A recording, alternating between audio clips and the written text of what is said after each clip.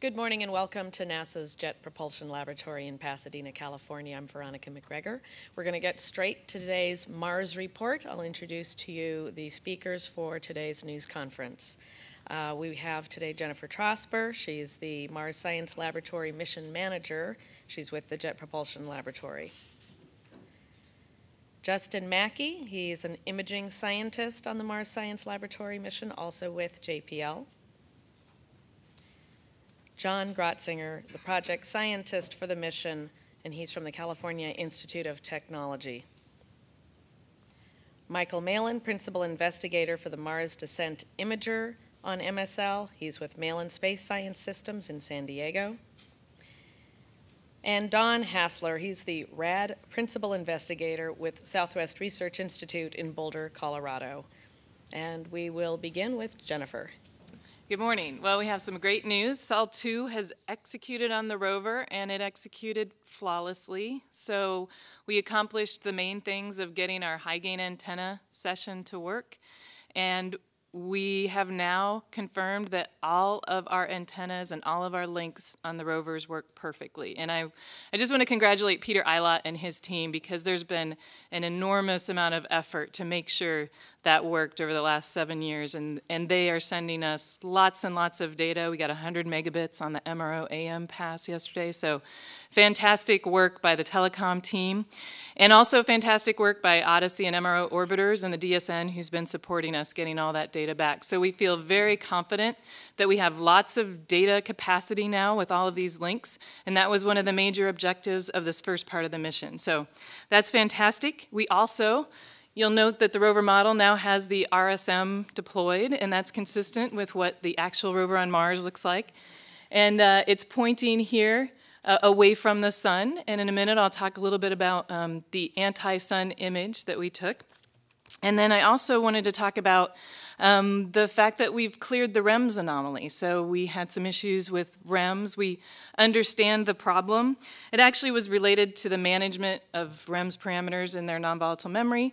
The engineer, Anthony Scuderi, has been working with them. They understand the problem, and we're on the path to collecting. And we actually got data down that shows the instrument is completely healthy. Jennifer, so I'm going to just ask you to explain REMS, the acronym, and for those who don't know what the REMS instrument is. Oh, okay, the REMS instrument is the weather instrument that we have on the rover. So that's the instrument that we had an anomaly with yesterday, and so that instrument is now healthy. We got the data down to show that it's completely healthy, and we'll be operating that not on Sol 3 tomorrow, but on Sol 4.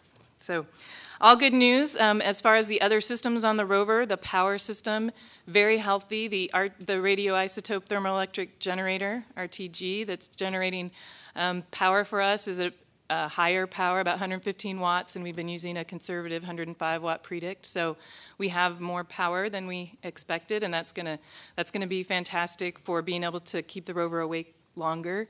We also have some thermal data indicating that it's a little bit warmer than what our predicts say, and we're still looking at why that is. In general, it could be that the environmental models are a little bit different for Gale. It could be that our actual models of the rover are a little bit different. So we're investigating that. There's actually not a significant issue with that, except for potentially we would have different constraints on time of day when we would operate the instruments.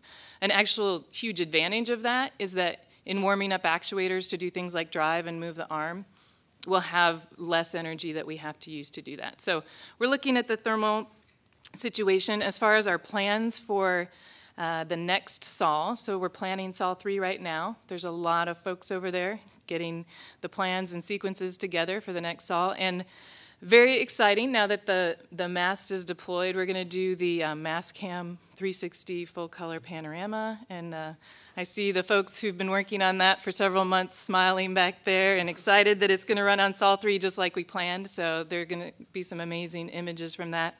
The other thing that we're doing on Sol 3 is we're getting ready for the flight software transition. So there have been a couple folks who've been working for over a year on how we transition from the R9 flight software to the R10 flight software. They've generated hundreds of files with thousands of commands that we have to execute over the 4 sols of flight software transition, and we're going to uplink those on the high gain antenna the morning of Sol 3 so that they're all on board and ready to go for the Sol 5 to 9 flight software transition. So it's very exciting. We wanted to get this thing started on Sol 5 to make sure we got to the new software. One of the other just issues, not a significant issue that we're looking at, but you can see where the high gain antenna is here. And as Earth sets, there's a little bit of an occlusion between the high gain pointing through the low gain antenna at Earth.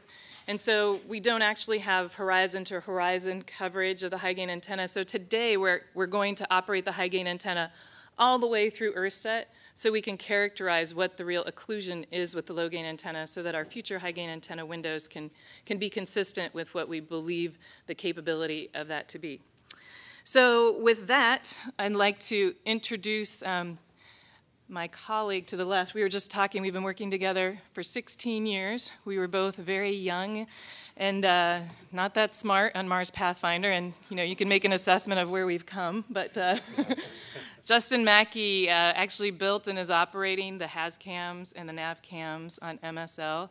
And if you'll bring up the first image here, this is the anti-sun image that shows that the go ahead and bring up the first image. I think it's the image. It's the first image in Justin's package, and it's the image.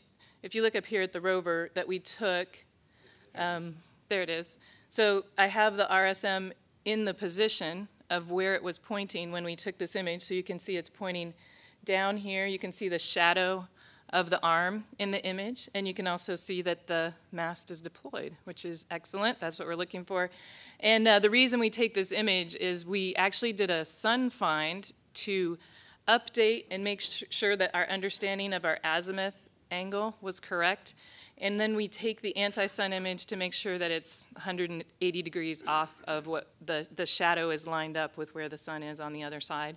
That did update our azimuth about a degree from what we had from gyro compassing. But since the high gain antenna session worked great yesterday, it'll probably just work even better today based on that degree of update from our azimuth. So Justin Mackey, again, is the owner of the cameras who took this image, so I'm now going to pass it off to him to talk about that and the other images that he took yesterday. Okay, thanks, Jennifer. Well, this is our first image from the NavCam of Mars on MSL, so it's notable in that sense. Not only was it used to check out the rover's attitude and positioning system, which, as you can see, it did very well. The idea of the anti-sun image is that the shadow should be in the center of the image. And it may look a little off-center, but the reason that it's slightly off-center is because we used the left nav cam to acquire that image. So if you look on the left side, you can see that that's in the center of the image, and we verified that. It's a great shot because it does show Mars. You can see in the lower left portion of the image, you can see the robotic arm. There's a cover there with the Curiosity logo on there. There's also a what's called an augmented reality tag there. That's that little pixelated rover that's kind of near the center of the image. And I'm told that this is going to be active once the rover starts moving. You'll be able to take your smartphone and point it at that tag, and it'll take you to a website of interest related to the rover operations. And the other thing I'm going to mention is the lower right side of the image there, you can see one of the rover's wheels. And when this came down overnight, we were happy to see that the rover is relatively dust-free. There was some concern that we did kick up a lot of dust during landing, so this image sort of shows that it really isn't that bad. We do see a thin coating of dust, but nothing too bad. So the next graphic, just to give you a quick overview, shows the nav cams you can see there. It's a stereo pair of cameras, and the field of view is shown there in the image. It's a 45 degree by 45 degree field of view, and the cameras are designed to provide navigation and planning assistance. So we do 360 degree panoramas and use those stereo images to do drive planning and science instrument targeting. So the cameras were built here at JPL. They are copies of the MER nav cams, which they're identical. We call that a build-to-print development. So we take the same design that we used on the last mission, we built them for MSL, and they're working very nicely, as that image showed. We checked out the cameras with that image, and we're very happy. All the exposure times are as expected, and we're going to go ahead and go to the next graphic. After we did that image, we went ahead and acquired a 360 degree panorama. And so this graphic shows the thumbnail images from that panorama, which are these little 64 by 64 pixel images that take up very little data volume. So we downlink those over the UHF pass tonight, put together this mosaic. And I should mention that these mosaics are being also generated here at JPL by the Multi-Mission Image Processing Lab. So we're going to be downlinking the full frame versions, the full resolution versions of these images over the next day or two. The next graphic shows what we call a polar projection. We also took a panorama of the deck. We call that the deck pan. And we took this to document the state of the deck after landing. It's still a low resolution because this is also generated from thumbnail images. But you can see the rover there. North is up in that graphic. The RTG is on the left side. The front of the rover is on the right side. And you can see the shadow of the RSM there pointing to the right. And if you look closely, you can see the wheels there on the bottom side of the rover there, and that's just sort of a precursor of things to come. We're going to get the full resolution versions of those images down, and we're looking forward to getting those. So the next slide shows the first two full frame images that we've downlinked from our 360-degree NavCam panorama. This is just a great shot. It's pointed to the north. It's a mosaic. We call it a 2x1 mosaic. You can see in the near field the scour marks that the descent engines made on the surface, which kicked up some of that dust that we saw in those HazCam images on landing day. And as you go out towards the horizon, and near the middle of the image, it's sort of sloping downhill, and then there's a little drop off there about the middle of the image. It's a little hard to tell in the graphic, but beyond that, you go all the way out to the horizon, you can see the north crater rim of Gale Crater. So this image is just fantastic, especially for those of us that worked on developing these cameras. And we're very excited to see the system working. And based on what we've gotten in the last 12 hours, we've declared the NavCams commissioned and ready for use. And with that, I will turn it over to John to talk a little bit more about what's in the image. All right. Thanks, Justin. Okay, so if we can go ahead to the next one there, you'll see the same image that Justin was just talking about. And we are looking to the north, and so that's the rim of Gale Crater, and that's the part of the rim of the crater which is lowest in elevation, facing the northern lowlands of Mars. So it's been very deeply dissected, and the thing that really struck the science team about this image, that you would really be forgiven for thinking that NASA was trying to pull a fast one on you, and we actually put a rover out in the Mojave Desert and took a picture, a little LA smog coming in there. And so the thing that's amazing about this is, to a certain extent, the first impression that you get is how Earth-like this seems, looking at that landscape. And maybe one of the reasons behind it is that you're also looking in the same direction that this alluvial fan is coming from. So all the sedimentary materials, all the part, not necessarily the things you're looking at, that's all TBD, but more distally, what we can really confirm in terms of looking at the high-rise images is that all those materials are derived from erosion of those mountains there. That's the source region for this material. So it's really kind of fantastic to look out across there and see something that has really attracted people to particular parts of Mars for years, wondering what would it look like if you landed on a landscape where there was an alluvial fan that was created by water. So there you're looking towards the watershed that delivered those materials. So in the middle ground, you can see some dark-looking ridgy features. Those are scarps, probably 1 meter, 2 meters, 3 meters in height. We have no idea what those really are. They're related to the bedrock that we see exposed. You're looking toward the high thermal inertia area over there. And then in the immediate foreground, you see this little low that Justin mentioned. So at a very low slope, a degree or two away from the rover into that depression there, we don't yet know geomorphologically what that means, but there's some kind of a low there. And then right in the foreground is something that's particularly interesting. Justin mentioned these are the thruster impingement excavation areas. And what's cool about this is that we got some free trenching. On MER, we often discussed, how we would take the wheel and scuff and dig, and we did. And people like Rob Sullivan put a lot of effort into that, and we'll do that with this rover Curiosity. But here we get a freebie right off the bat. So if we zoom in, what's really cool about this, we're going to zoom into the mark on the side, and we estimate right now, as just chatting with Justin about, we're going to guess that this is approximately a half a meter in width there. What you see beneath the soil is bedrock. And for those of you that may remember the Phoenix landing, you excavated, and what were you looking for with Phoenix? You're looking for ice. And so what we're really looking for here is a diversity of materials, and so we see our first glimpse of bedrock. And so apparently there is a harder, rockier material beneath this veneer of gravel and pebbles, and obviously there's some impact ejecta in there as well. And so we're already getting a glimpse into the subsurface here. So, for example, when we turn the DAN instrument on for its checkout, an intermission will drive along, and we'll want to know what's in the subsurface. And here we've already got an exploration hole drilled for us. So when we interpret that data, we actually have some understanding of the depth to bedrock for understanding what the subsurface is that we've never done before with a rover mission. So with that, just a little teaser as to what's to come in the future, and I'm going to turn it over to Mike to show you some really cool stuff. Thank you, John. I've actually two things I'm going to share with you today.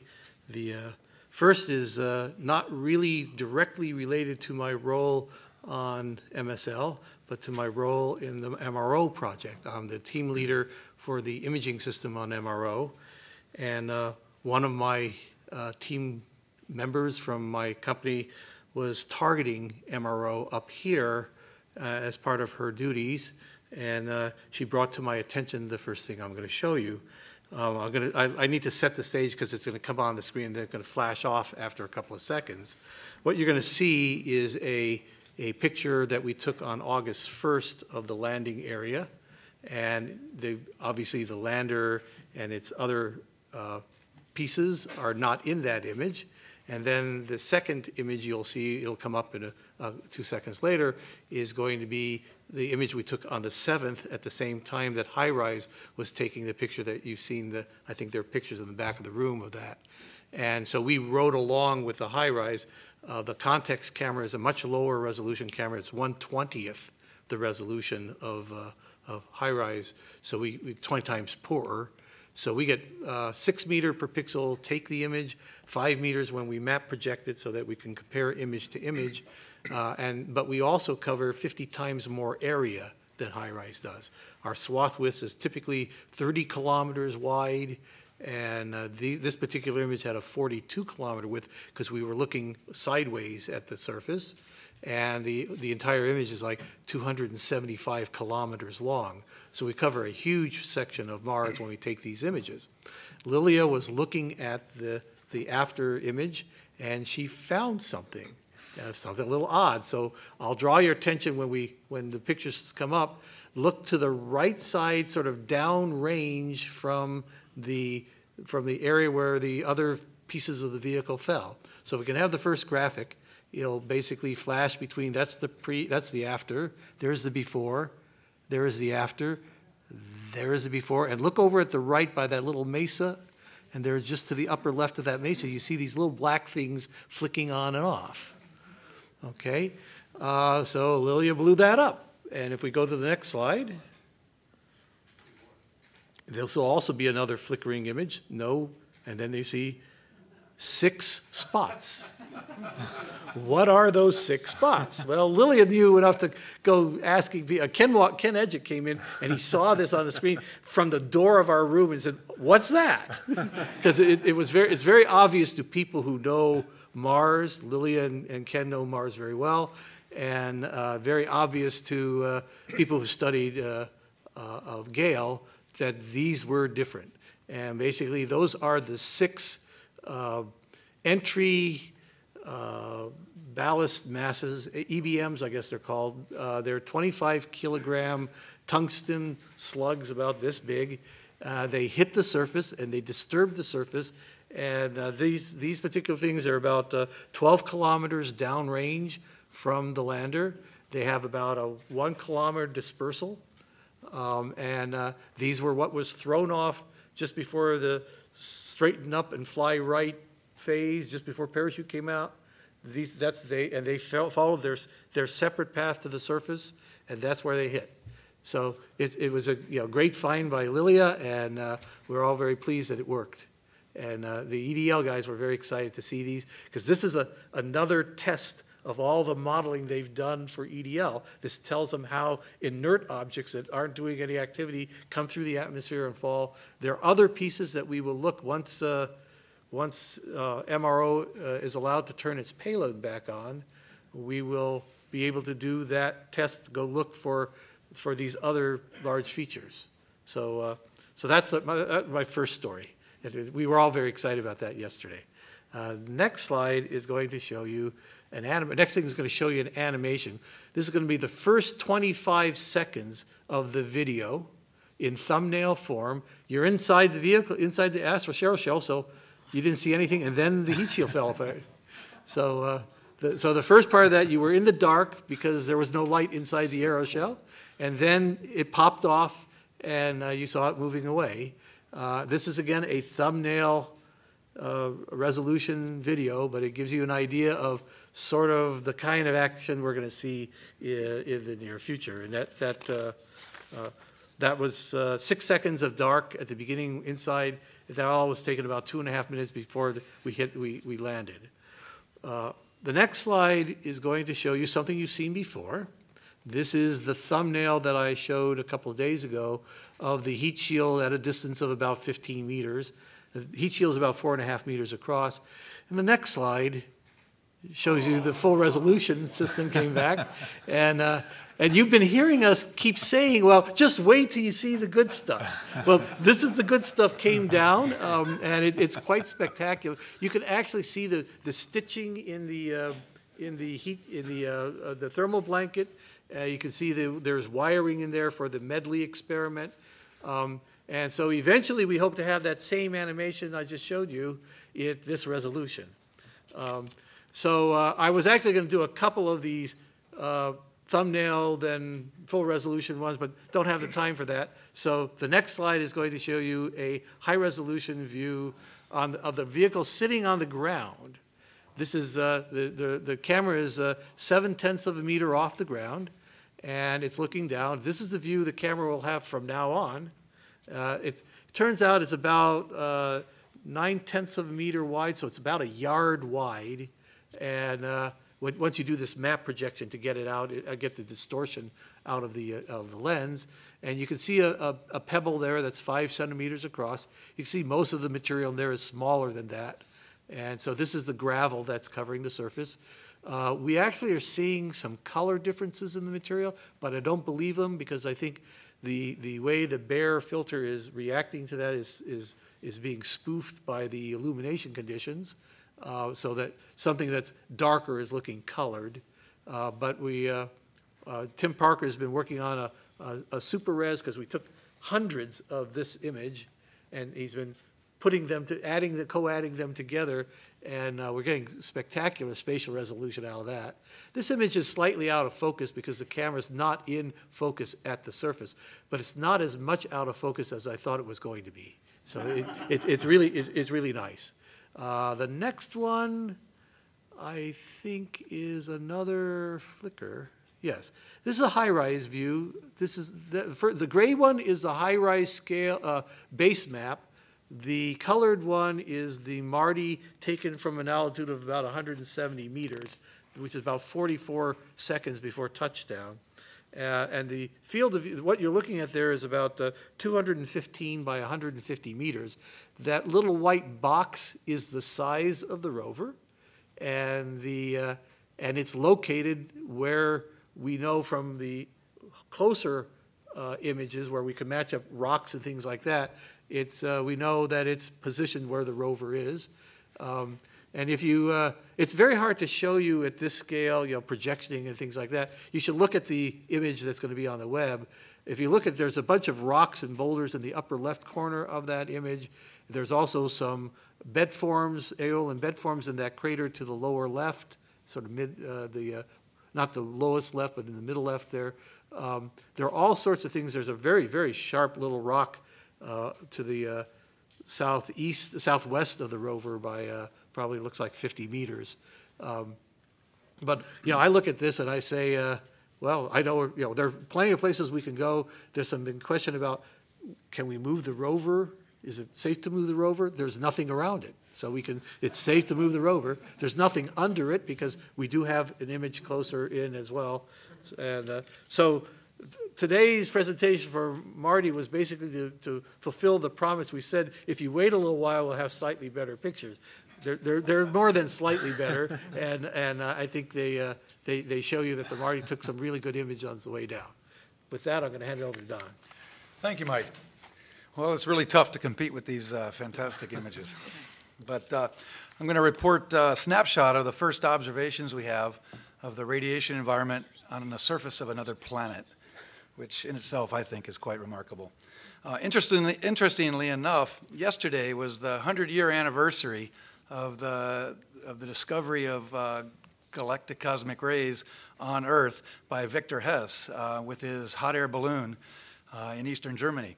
And exactly 100 years later, yesterday, we make the first measurements or characterize the first measurements of galactic cosmic rays and the rest of the radiation spectrum from the surface of Mars. So if we have the next slide, this shows basically zooming in on the top deck of the rover, showing where the RAD window is. So the radiation assessment detector, or RAD, field of view is defined for the charged particle channel by this window, and that points towards the zenith. And so we characterize and measure charged particle radiation coming in from the atmosphere, as well as neutral particle radiation, neutrons and gamma rays. And we've learned a lot since in the last 100 years, since the measurements of Victor Hess. We know that, if you'll show the next slide, that the two types of radiation in space, the galactic cosmic rays and solar energetic particles, are driven in a large part by the sun. They go with the solar cycle. And it's actually a very interesting time because the entire nominal mission surface operations will be right around solar maximum. You can see the data in white and the prediction of the solar cycle in red. So we'll have an opportunity to really get a good characterization of both the galactic cosmic ray background, which is what Victor Hess measured 100 years ago, but also the solar energetic particles as they occur in solar particle events as a result of flares or solar storms on the sun. So if you take a look at this profile, this is basically sunspot number as a function of the solar cycle. Galactic cosmic rays vary on an 11-year cycle. Solar energetic particles are episodic. They happen on a scale of hours to days, and they can be very intense. The first measurements we had yesterday, the sun was very quiet in the location of Mars. So the measurements we have are pretty much primarily galactic cosmic rays. But if you show the next slide, this is really just a snapshot of pretty close to the raw data that we observed with RAD from the surface. So there's a couple of things to note. This was a 3.5-hour observation with about 1 minute time resolution, or one observation, 1 frame per minute of data storage. And this is really a plot of dose rate in arbitrary units because we haven't, well, first of all, the mast hadn't been deployed yet. So the mast was partially obstructing our field of view. Secondly, we haven't corrected for the RTG background, nor have we done a correction for the silicon and our plastic detectors. We have 2 different types of detectors on RAD. So these are really arbitrary units, but we have put, just for reference, the average dose rate that we observed during cruise. We had a little over 7 months of observations during cruise to characterize RAD and get a very good baseline in deep space. And now we are starting to take our measurements on the surface to characterize the radiation environment on the surface.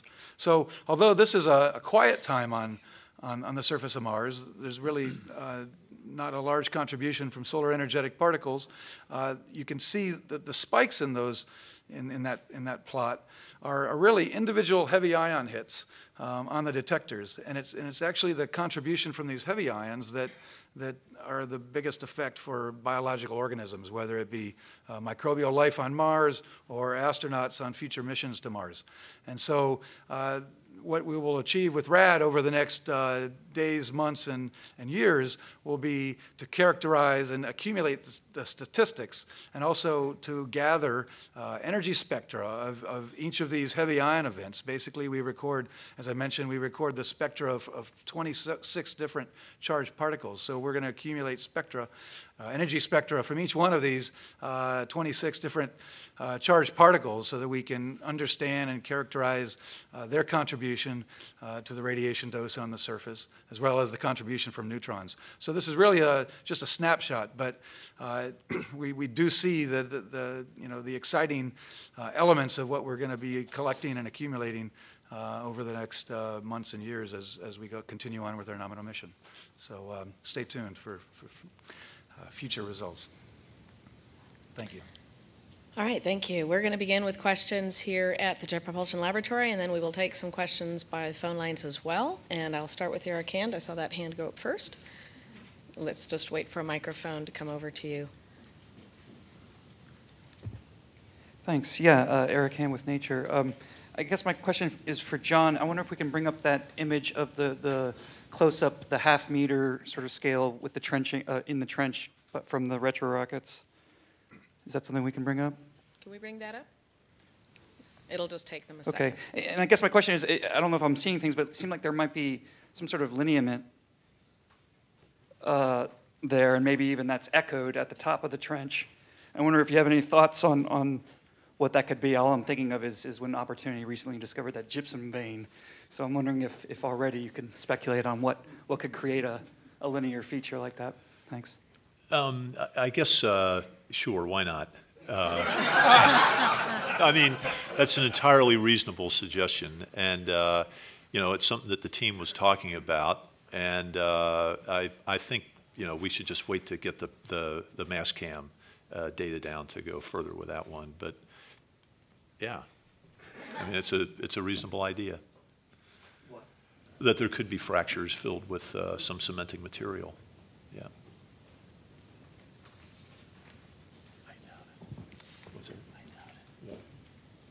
Take one more question here, and then I will go to a question on the phone line next. Hello, Olivier Sanguy, enjoyspace.com from France. I would like to speak about the temperature and the radiations. You said that the temperature was a bit higher than expected. Are you today completely comfortable with the condition on Mars about the rover, or there might be a problem, for example, with winter, etc.? Yeah, I'll start, and then Dan, if you want to add anything, you can. As far as the rover itself, we don't have any concerns about the temperature being a little higher. In fact, normally when we land on Mars, we update our thermal models and predictions in the model of the rover to be consistent with what we see. So that's part of the process. We're taking a lot of telemetry. We actually woke up several times overnight last night to get telemetry points all through the night. And what we'll do with those is we'll update our models. They may put different constraints, but not significant constraints that we didn't expect. Maybe we would have, if things get too warm, we might have a shorter operating time before we had to let something like the cameras, for example, cool down. But we're still working on that. In fact, though, the higher temperatures are generally fantastic for us because the real issue we struggle with is how much energy we have to use to heat the actuators to drive and use the arm, and this is good news on that front. I think from an instrument point of view, all of these temperatures are within the operating range of our instruments, so I think it's interesting, but all the models typically have a variation, and I think we're within that. And the radiation for the rover itself? The RTG background is a fraction of the measurement, the radiation we observe from space. Okay, let's go next to Ken Cheng, New York Times. He's on the phone line. Go ahead. Hi, this is for Dr. Grotzinger. The bedrock that you see, would that be part of the original crater floor or just part of the rocks that formed later? Ken, I think if I heard it correctly, you're asking if that's the floor of the crater or some later bedrock. Yes. Yeah. I think given the elevation and the projection of the geometry of the rim of the crater, it would be pretty high up to be the floor of the crater. So, you know, with lots of caveats, I guess our initial first guess is that it could potentially be, you know, a rock unit, and I want to put rock in quotations, you know, that formed sometime well after. And I put it in quotations because we don't know how hard it is yet. And there's, you know, people have different feelings about how hard a material needs to be before it's a rock. And we'll find out. So I'll just leave it at that. But it's probably not the floor of the crater. So what's the difference between a rock and a hard place? Yeah. Okay, I saw Emily Lochtwala's hand up. If you can bring the mic to her, and then we'll do one over here, and then another one from the phones. Go ahead, Emily. Hi, Emily Lochtwala of the Planetary Society. I'm wondering, the rocket's excavated pretty deep, which means that the soil you're sitting on is pretty disturbed. I'm wondering if you want to sample that disturbed soil originally, or are you going to have to drive away to get to some more undisturbed soil before you start with the arm work? Well, that's a great question, and I can say that's at the core of the team discussion right now, because there's obviously an opportunity there, and the question is, you know, what if we would use the instruments there? You know, we have this thing called intermission that we don't have to drive anywhere if we don't want to. You know, driving's an option there. And as far as the contamination goes, you know, as far as the hydrazine and potential combustion products that are related to it, we've done a lot of studies. In particular, Ira Katz here at JPL has really followed up on that. And I think most of us have a reasonable level of confidence now. We don't have to worry too much about it, that within a sol or two, even for the SAM instrument, it doesn't pose too much of any kind of a risk, even with regard to interpretation of science data. So it's definitely, it's a bird in the hand right there. And I think we have to evaluate it very carefully and think about what we might do there. Okay, actually, we're going to take one on the phone line, and then I'll come back to you, Leo. So go ahead on the phone, please. Hi, Steve Cowling from NASAWatch.com. A question with regards to the time lag with releasing images. JPL's been pretty darn fast in releasing Cassini images raw and the twin Rover images. But I guess the question is, you've got a VR tag on there. I mean, you guys are really pushing the envelope of immediacy. But even though the rover can't see small stuff, it can see larger stuff. And having walked around in places like Devon Island myself, things of a biological origin jump out at you. Now, I'm not going to ask you if you're going to find stromatolites or banded iron formations or anything like that. But if you're going to release these images and something jumps up that is clearly anomalous, possibly of biological or something origin, will you withhold that image? Will you just put that image out there? And what is the process? I mean, does somebody sit there and screen these things and say, oops, that looks like it's not just natural? And do you have a process that you can actually, you know, release or put on the web that explains exactly how NASA will and JPL will handle that information? You know, we're going to have to, you know, we'll just see how it goes. I would say that, you know, our policy right now is to release all the images, and they come out there, and if there's a stromatolite there, then, you know, if somebody wants to interpret it that way, they're welcome to it.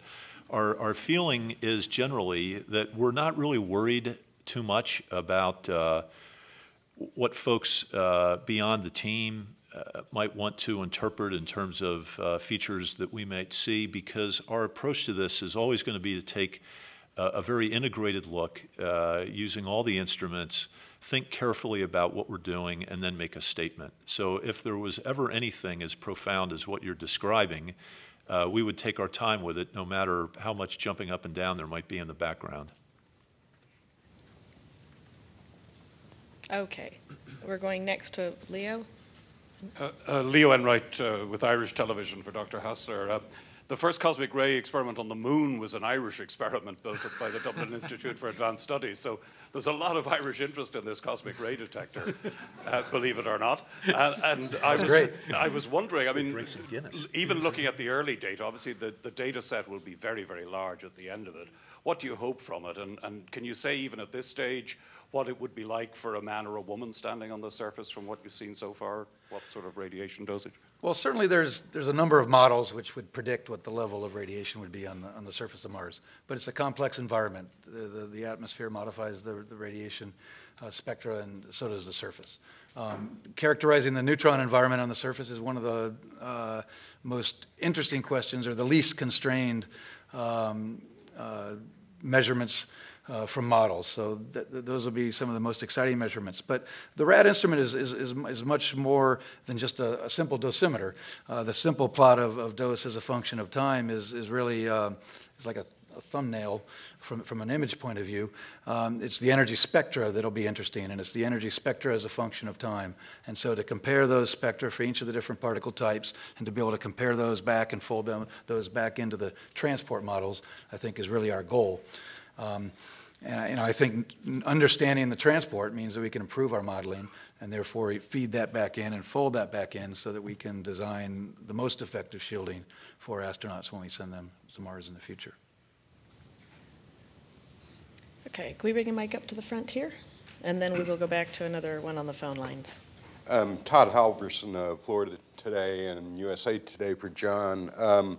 The NavCam panorama is kind of your first look at the neighborhood, if you will, and I was wondering what your immediate thoughts are about the scientific potential of the site you have landed on. Oh, I think it's incredibly high. I mean, everything that we see there suggests a remarkable range of diversity, and I chose to single out the issue of the depth of the soil. Because this is a question that Mars scientists have wondered about for a long time, and we have an instrument now, the DAN instrument, which can reach down to a depth of 50 centimeters and look for hydrogen-bearing substances, and what that image shows us right away is that it's not going to be ice, so we're good for planetary protection on that one as promised. And instead, it looks like bedrock. And when that instrument was first built, I believe that the hope was that it might search for ice one day. And in the meantime, all these hydrated minerals were discovered on Mars. So in terms of applying it as a way of doing mineralogy in the subsurface that we're driving across, I think it's really exciting. And so the great thing about it is that we get an immediate calibration point of the depth of the soil. So as we drive away, the interpretation of the data will always involve interpreting a multi-layer system. And so we already have a hard data point on the depth to the hard rock. And if we choose to use our other science instruments there to see what's in there, we get compositional information as well. So that's just one example of how this really diverse payload can be used to figure out problems that have not been addressed before. And there's a ton of others out there as well we can see. Okay, we're going to take the phone line next. It's Irene Klotz from Reuters. Please go ahead. Thanks very much, Veronica. My question's for John Glotzinger. I was struck by your description of this early view of Gale Crater as bearing some resemblance to a view from Mojave Desert, and was wondering if you might give us a little geology class here and talk about what kind of conditions on Earth produce this sort of landscape. That would take a long time. I think the short version of it is, let me try to paint the picture this way. When my first experience with Mars was when Spirit and Opportunity landed, and I think when Spirit landed, a lot of the folks that had worked on previous Mars missions had a feeling that this was a lot like Viking and Pathfinder, but when Opportunity landed, it looked completely different. And those of us novices wondered at the time, gosh, is NASA making up this data? Because there's nothing that looks particularly extraordinary about this, until we saw all of these blueberries. And then you looked at it, and you saw the context for that, and you thought nobody could make that up. It's just so weird. And now this time, with Curiosity, we land in something that actually looks very Mars-like, but it also looks Earth-like with those mountains in the background there, these deeply dissected pyramidal mountain ranges, and it just looks a lot like what you see out in the Mojave Desert. It's really cool. And so it kind of makes you feel at home. And without the geology lesson, I think that the great experience there is as we're looking at a place that feels really comfortable. And what's going to be interesting is going to be to find out all the ways that it's different. Okay, we've got one here at the front of the room, and then I will go again to the phone lines. Coming to you right there. There you go. Kelly BD Sky and Telescope. Thanks to HiRISE and Marti, I think we now know the landing site location to 8 or 10 decimal places. Can we please get, Jennifer, the time of the landing to 2 decimal places at some point, and maybe other entry events as possible? Yes, in fact, I think I have the time on my phone here, and I can look it up. But and then we can tag up after, and you can tell me what other times you want. But you can go to another question. Let's go to the next question, and when you have it, we'll come back and answer that one. So next, actually, we're going to MikeWallspace.com on the line. Go ahead. Hi, this is for John. And yeah, I mean, I've asked you this before. It's just, so yeah, now that we know kind of where the ballast came down, where those craters are, is it really safe to say that they're far too far away for Curiosity to go and check out those new fresh impact craters? Is that just not possible? Scientifically not possible. Yeah, I think I think a lot of us hoped that those things would come down really close to where we landed, because they, as tungsten, it's fairly inert, and it makes a fresh impact crater that you could look in. So there'd be a lot of desire to do that. These things are really far away. They're sort of, as the crow flies, they're not that far away, but our obstacle is this dune field that we have no desire to drive across unless we have to.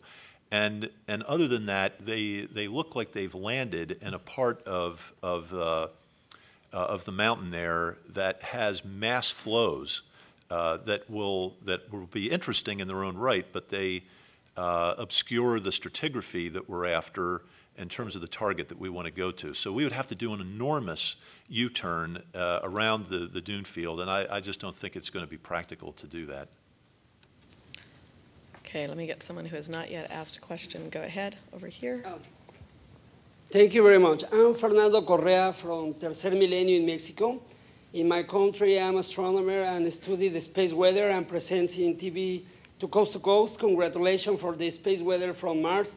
The question is, in the Phoenix mission, NASA develops a software to watch the meteorological conditions in my computer.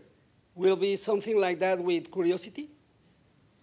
Well, the REMS experiment will provide weather, as in winds and temperatures and pressures, as well as UV radiation. We will also be measuring the space weather from the surface in terms of energetic particle space weather. And those will be available. I believe both REMS and RAD, we do have plans to broadcast. We only get the data down once a day, so it won't be real time. But there are plans to provide these in as close to real time as we can, at least certain summary data products. Thank you very much. Congratulations again. Thank you. Okay, I'm going to start with some who have not yet asked back here, and then we'll make our way back up to the front. Hi, Mark Kaufman of the Washington Post and National Geographic for Mike Malland. You had made some references to color that may or may not be there in the image. Could you walk us through that a little bit more in terms of what color might be actually observable and able to be photographed, or the extent to which Mars is the color that we're seeing right there? Okay, this image has been processed just to make it bright enough for you to see. You can see that bright streak was like 8 times brighter than the shadow around it, and what you were getting was leakage of that light, smearing of that light into that that dark area. It's very difficult to do what's known as photometry in a shadowed area like that. So I think any color information that I was seeing in there would be suspect. This image was sufficiently processed that I would not contend this is what Mars looks like. I personally am more interested in the rocks than the background fine materials. So I was interested in just showing you the morphology of what the surface looked like. This camera does have the Bayer color filter on it. That's the same way, it makes color the same way your cell phone camera makes color or your camcorder makes color.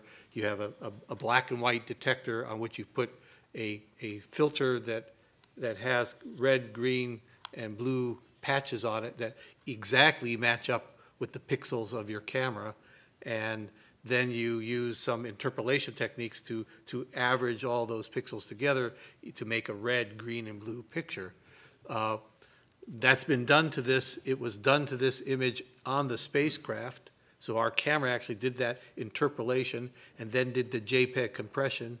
JPEG compression almost always works not in red, green, blue space, but in a completely different mathematical color space, which is YCRCB, which is an old NTSC television colors code.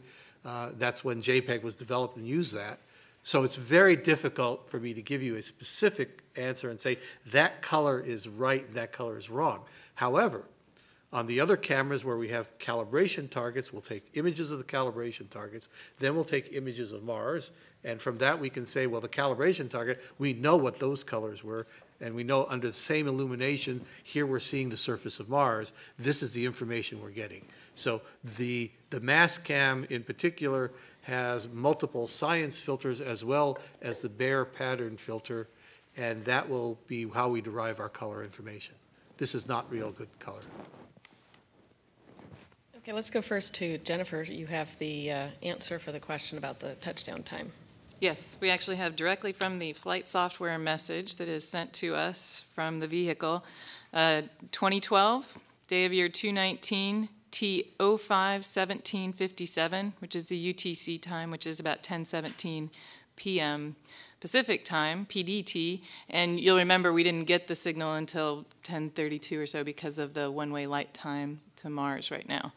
Justin and I were also talking, we can get you the actual time of that first HazCam image, which was taken between 1 and 2 minutes after that. And could you repeat the line of time? Yes, just the time again. Day of year 219, 05-1757 UTC. Okay, another question here in the room at the back. Right there, thanks. Hi, Hide Masumoto from NHK TV Japan. This is a question for Don Hassler. What is the average level of radiation during the 8.5-month cruise from us to Mars? And what are the implications of those data set for the future prospective manned flight to Mars? Well, we're still folding in the contributions from both the neutral particle measurements and the charged particles and separating out the background from the RTG. But from the just a little over 7 months of cruise data, we get a fraction, a few tenths of a sievert of dose equivalent, which is, it's if you assume an astronaut career dose is on the order of a sievert, it's a few tenths of that. So it's a significant contribution. Okay, I think we have time for one more question. I'll take Alicia Chang. Question for John. I was wondering if the robotic arm can reach out to touch the scour marks, and now that you've gotten a good look at the surroundings, whether there are any thoughts to stay in place initially or take a short drive after the health checkup? Was the first part, how far does the arm reach out? Don't know. Don't know. Yeah. Justin's estimation is it's probably twice as far as we need, so that we'd have to move. And then the second part was, could we move if we wanted to?